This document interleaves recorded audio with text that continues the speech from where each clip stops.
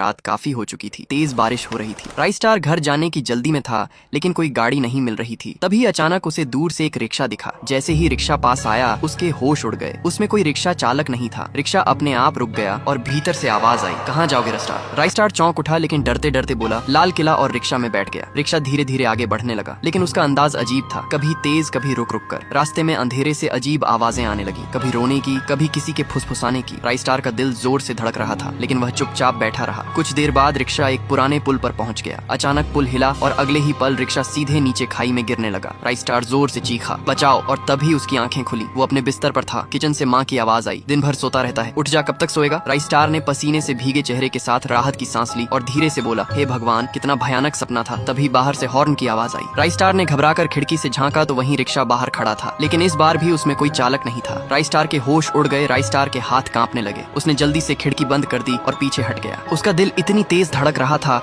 जैसे सीने से बाहर निकल आएगा। उसने खुद को समझाने की कोशिश की, ये सिर्फ मेरा वहम है, सपना अभी अभी खत्म हुआ है। लेकिन तभी फिर वही आवाज आई, चलो राइस स्टार, देर हो रही है। आवाज बिल्कुल वैसी ही थी जैसी उसने सपने में सुनी थी। राइस स्टार डरते डरते दोबारा खिड़की के पास गया। बाहर बारिश अब भी हो रही थी। सड़क पर कोई इंसान नहीं था, सिर्फ वही पुराना रिक्शा खड़ा था। राइस स्टार पीछे हट गया। तभी उसकी माँ कमरे में आई और बोली, किससे बात कर रहा है? राइस स्टार ने कांपती आवाज में बाहर देखने को कहा, लेकिन जैसे ही माँ ने खिड़की से झांका, वहाँ कुछ भी नहीं था। सड़क बिल्कुल खाली थी। माँ चली गई, मगर राइस स्टार को यकीन था कि उसने रिक्शा सच में देखा था। रात होते ही उसे फिर वही हॉर्न सुनाई दिया। इस बार आवाज और भी करीब थी। डर के बावजूद उसने हिम्मत की और घर के बाहर निकल आया। गली के मोड़ पर वही रिक्शा खड़ा था। अंदर अंधेरा था, लेकिन किसी की लाल चमकती आंखें दिखाई दे रही थी। तभी रिक्शा अपने आप आगे बढ़ा। राइस स्टार जैसे किसी जादू में खींचता चला गया। वह उसके पीछे पीछे पुराने पुल तक पहुंच गया। वहां पहुंचते ही अचानक हवा तेज हो गई और रिक्शा रुक गया। धीरे धीरे उसमें से एक बूढ़ा आदमी बाहर निकला। उसने भारी आवाज में कहा, 20 साल पहले इसी पुल पर मेरी मौत हुई थी और अब मुझे अपने साथ एक और सवारी चाहिए। ये सुनते ही राइस स्टार के पैरों तले जमीन खिसक गई। आगे क्या हुआ, ये जानने के लिए पार्ट 2 कमेंट करें और चैनल को सब्सक्राइब